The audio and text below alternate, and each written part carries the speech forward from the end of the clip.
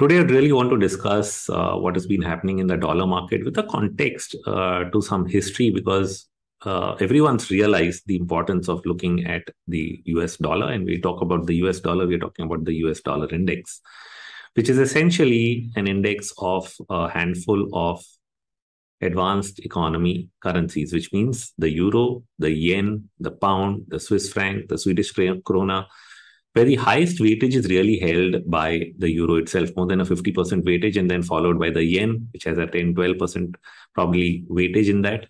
And they determine most of the moves that are really happening in the dollar index. But having said that, it's an index. It's really not the dollar itself. So this is an important thought, and then ends up explaining what we are going to look at is the start of this dollar bull market. So when did it really start? It started in 2009.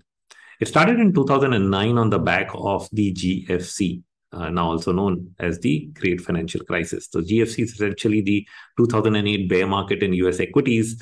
And when that started to happen, because of all the failures in the banking system, it strengthened the dollar because you needed a lot of dollars. It was almost deflationary. And so in a deflationary environment, essentially, there's a shortage of amount of money that you need because every asset class is falling. Reduces the available liquidity in the markets, and so you start withdrawing liquidity from various other parts of the world. And when you do that and suck it in, you really bring dollars back home, and that sort of drives the dollar higher. So that's the first thing that you really saw in 2008, 2009.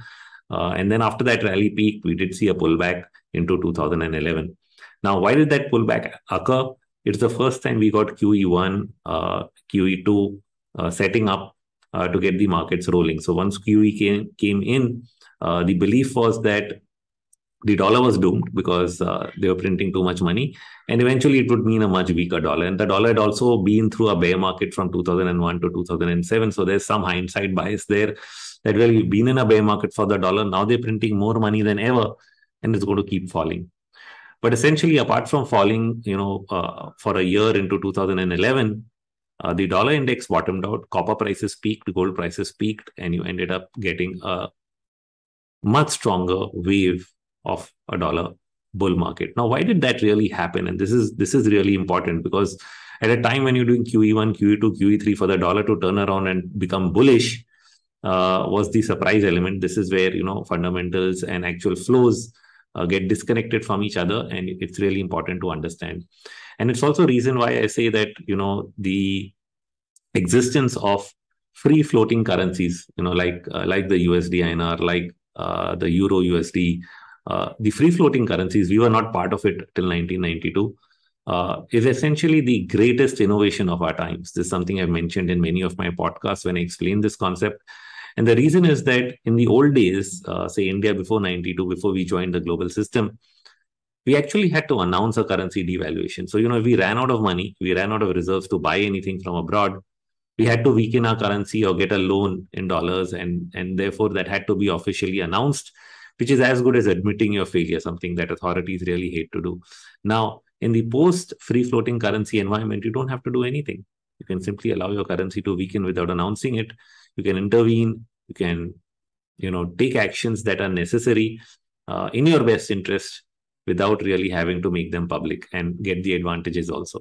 So that's a great way of working, and it has allowed the financial system to continue in the way that it has for much longer than most would have thought. So that's partly a reason why a lot of the conspiracy theorists thinking that this or that is going to break and come to an end did not happen is because free floating currencies provided that leverage to the global central banking system to continue to do what they were doing for a much longer period of time, with nothing really breaking down. And even now, to some extent, you may say that they're really doing that and they're able to, continue with their policies in that sense without really bringing everything to a halt. We've been through bull and bear market since 2000.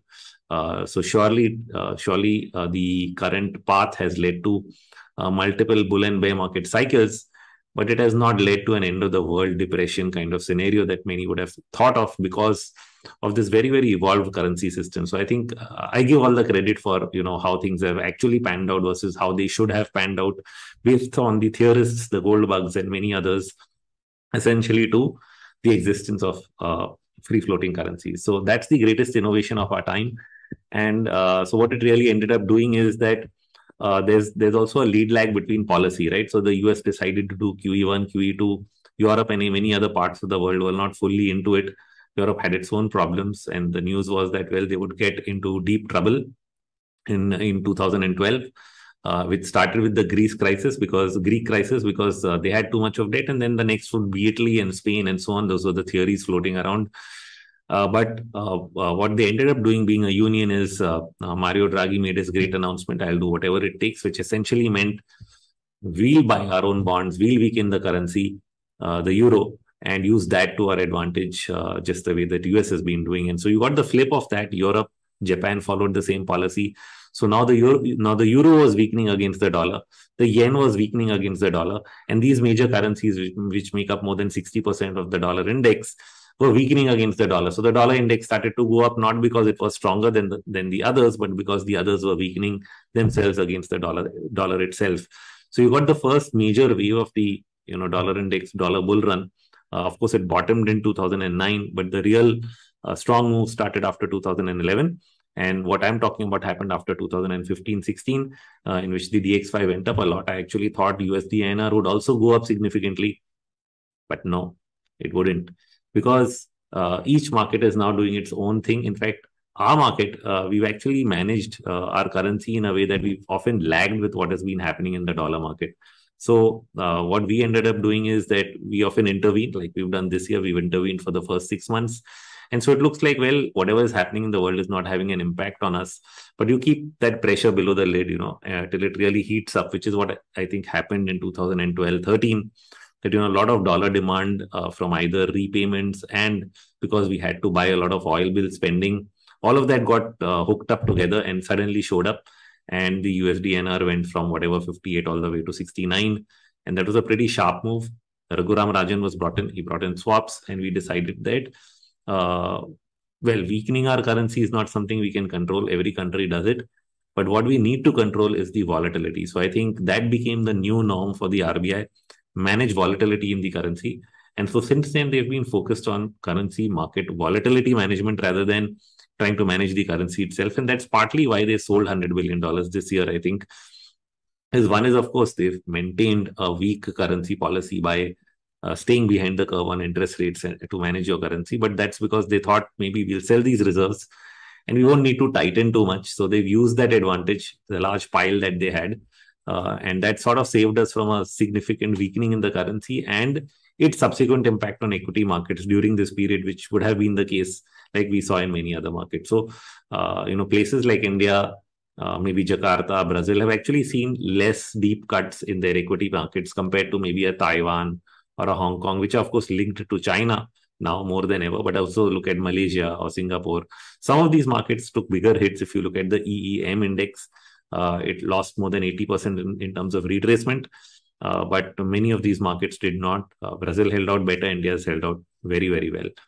So it's come down to really currency management. So the dollar index rise of the last year and a half has been more about, again, the US tightening its policy, just like it did in the late 1990s when Alan Greenspan tightened because of overheating of the economy. Not so much inflation, some inflation, but overheating. This time inflation was even stronger compared to the past. I mean, that time the reference point was different. So probably they just thought it was a normal overheating and they needed to tighten. They tightened, markets still were going up till the point they broke. This time around, inflation kept coming up. They kept ignoring it, thinking that it's temporary or transitory, and it might still be, who knows. But of course, theory is that it's not. But having said that, the moment they accepted it and started to tighten, they broke the markets and they made the dollar strong, which is the central discussion today.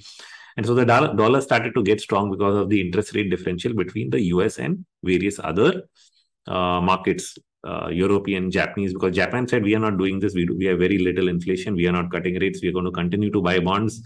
Europe also did that for at least a year longer than the US started to raise rates. So all of that meant that if many of these places were not joining the interest rate hiking cycle, they were staying behind the dollar, and therefore the dollar went up a lot more than against these currencies, which is what the DXY really is. It's a developed market cross-currency basket. Emerging markets did their own thing, trying to intervene, holding their currencies back. And so some of the markets actually did better, which is where India comes in.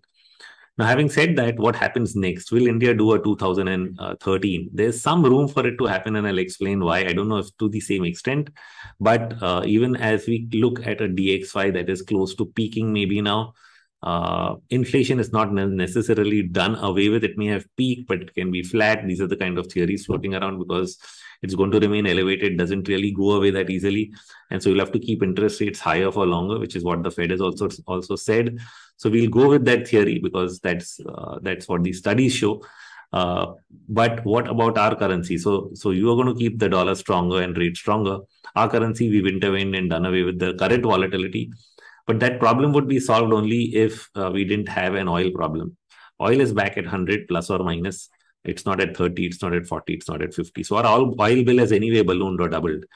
And in that sense, we are going to continue to have a trade deficit, which is already the highest this month, I think announced yesterday in the news, the highest deficit number for the year during this month. And so our gap between imports and exports is one thing that's going to really play on the currency part. The other during the year was really FII flows. Now, at least that has temporarily reversed and can provide some hope in the currency market. But I think the USD-INR, which has just done a 61% retracement of the rally from the September lows, might have a long way to go higher, more than the DXY. Even if I look at the wave structure, DXY, I can say, okay, it has a 5-wave decline advance, which is over. Has it topped or will it extend at a larger degree?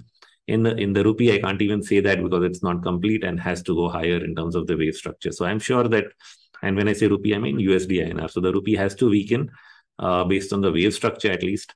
And I think the underlying reasons, as I mentioned, that we've put pressure, we've kept it under wraps, but the pressure always cooks up underneath.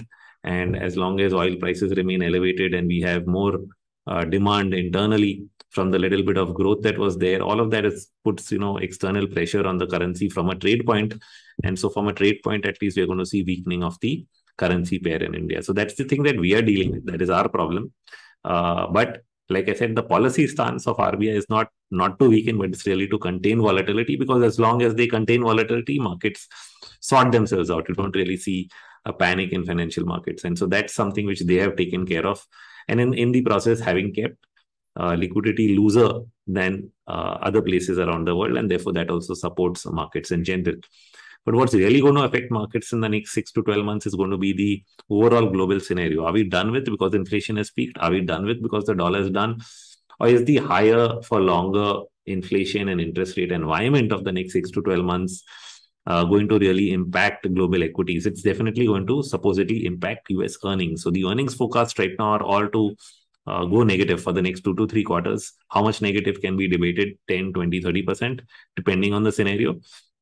But if earnings are not going to grow, then what are you really going to pay for? So if the US market remains under pressure from an earnings perspective, will it impact Indian equities, and will we see an earnings compression? I think those are the questions, the hard questions. We may not have complete answers, but if you don't have answers, you have uncertainty and you have risk. And so that is what I think we still are going to be dealing with, which is what I'm not completely getting over with all said and done. But coming back to the dollar, the main point was that we think that, if you're printing too much, it's going to fall, which sort of didn't happen in 2012, 13, 14. It went the other way because others are also printing. So it's a cross rate. And the same thing now. I mean, just because you had a lot of inflation, you should have had a weaker dollar. Did you have a weaker dollar? No. So, but you may say, oh, now in this environment, what happens is the weaker dollar becomes the cause of the inflation. So it's not the other way around as would have been in the old school days, or as you may have studied in economics class. If you're an economics student or a fresher to markets, you've just studied, how theory works, interest rate parity and so on. You might find that this sort of not fitting in here, because purchasing power parity should ensure that currencies move in a certain way, but that's not sort of what is happening here, because these are floating currencies, and all of those theories were written in a fixed currency rate environment, so they're no more relevant in my understanding of things. I'm not saying they don't play a role. Interest rate differentials do play a role in the currency movement, as we've seen over the last year, but the theory cannot be simply extrapolated from inflation is there, so the currency will weaken. It's that a weak currency really drives inflation, because a weak currency means your cost of imports go up, and that causes inflationary pressures. And that's sort of what the US has ended up facing. They had a weak dollar, 2016 to 2020. Of course, the weakness doesn't show in DXY as such. It was down, but it was not crashing compared to the amount of trillions of dollars that were really put into the system through both government intervention, which is they were directly intervening with trillions of stimulus, and the Fed really buying bonds also to the amount of trillions. Like I don't know how many how many trillions were really added to the balance sheet, and all that money is sort of started to create the inflation eventually. More specifically, the government intervention, because QE1, QE2, the bond buying mostly led reserves to the balance sheets of banks. And therefore, it didn't result in inflation, because only to the extent that money lent out and the economy was really taking credit did it really circulate. But government intervention is more direct. They actually spend on things around you, creates demand. Also, the money which directly went out to people through paychecks during the pandemic, all of that demand was more direct, and therefore it caused an effect. And now we are dealing with those effects. So the weak dollar environment in that sense created the inflation. Now the strong dollar environment is threatening to create the absolute reverse, which is deflation or disinflation, one of the two. And that's the judgment call. Are we creating deflation or disinflation? Now, usually get deflation when credit problems are huge, when debt levels are very, very high. A lot of the banking level credit in India and the US now is sort of sorted. Corporate side, it can be mixed. In India, it's pretty much sorted. In the US, I have mixed readings. Some of it did get sorted in the GFC. Some of it is floating around simply because interest rates were aggressively cut back to zero, which means that even companies that wouldn't have normally been able to afford the same level of credit have been able to survive for the last 10 years. But now as rates are rising, that could be one of the rub-offs. We haven't seen any calamities yet, but companies that can't afford to pay their debts being forced to file bankruptcies could actually be one potential outcome of the tightening and liquidity conditions. So unless we see some of those things, you don't feel that you've reached the end of the road on the current cycle, because nothing has happened that is that extreme negative. The only negatives we are seeing is probably in the crypto space, where a couple of exchanges are blowing up one after the other. And you really wonder whether that bubble could have an impact on equity markets in general and bubbles around the world. So that is really another angle to the whole thing. So having said this, this is where the dollar is. The dollar is a relative trade always. And right now, the relative trade was in favor of the dollar going up because other economies are staying behind the curve. Has that changed? The answer is still, unfortunately, no. Real interest rates in the US are still negative. Interest rates in other parts of the world compared to the US are still far behind, even though they're trying to raise rates. And those differentials still favor a strong dollar. So even if the dollar is peaked or near peaking, we might see a lot of plus minus gyrations. You've seen a very sharp decline recently. You might see again a resurgence of the dollar back to the highs or above the highs, again another correction. So you could actually see multiple gyrations. We saw that in late 2000 to 2001 also. When the previous Y2K bear market was ending, once the rising rates and dollar had broken that market, when the bear market was coming to an end, the dollar was simply forming an ending diagonal pattern and completing that structure over the next 1.5 years. So we could even end up in that kind of scenario. And in that scenario, other places around the world, like India, like I said, Brazil, where the currencies have actually been stronger during this period because of the interventions. If they have pressure building up from underneath, that pressure would probably create a correction for many of the emerging market currencies. So I'm actually going to still be mindful of the trends in many of these emerging market currencies. People are taking it to fact that now that the dollar is done rising, and if it starts cooling off, the pressure is off and we are all done with. Sometimes that pressure is just under the surface and it shows up in different places, later on, which is what I think the EM to DM currency thing is going to look like for a while. And unless I'm really sure that no, there's no risk to the EM currency basket, I wouldn't write it off that, okay, nothing's happened, this is all behind us and it's done and over with. So I don't want to jump to that conclusion so soon. But having said that, in my last video, I did mention a lot of the recent near-term moves in terms of oversold extremes that we had in the bond market, dollar market.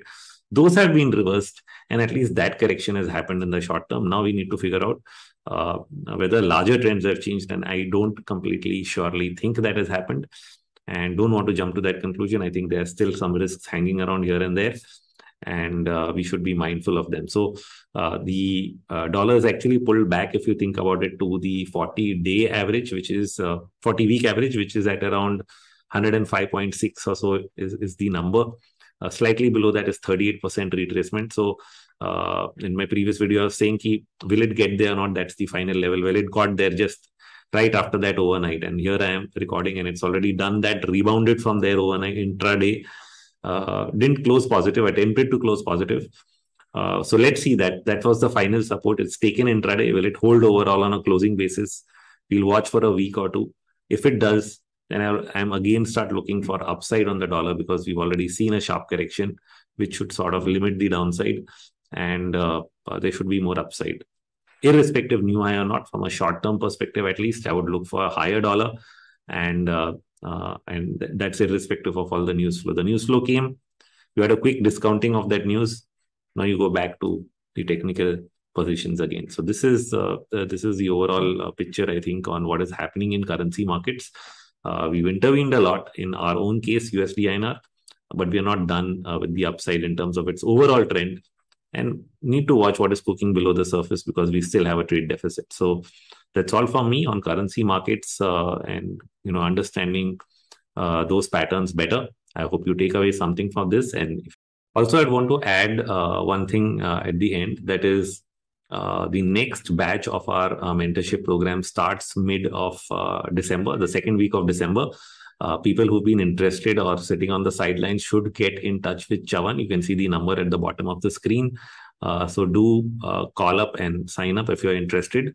And I'll be running live sessions. So the live sessions is what starts from the second week of December, which we do for over 3 months of complete market analysis with basics of technicals to Elliott wave analysis, and then advanced trade setups and execution. So that takes 3 months at least to complete, 3 hours every Sunday. So if you're able to put out that kind of time, call Chavan and he'll help you to sign up and join us in those sessions. Thank you. Do share it with your friends, colleagues, so that they can actually get a better understanding of these affairs themselves as well. To follow this channel, subscribe to it, join it, so that we see those numbers flow and we can do more and more of this. So that's the way you actually give me motivation to continue to doing more and more of these videos, is when you actually like, share and subscribe. Because when we see those numbers moving, we feel like we need to do more. Those numbers don't move, we feel like, okay, nobody's really taking a serious interest in, thank you all. I know there are thousands of you who are watching this anyway. I'm just talking about taking that way forward. So help us do that. And that's all from me. Thank you.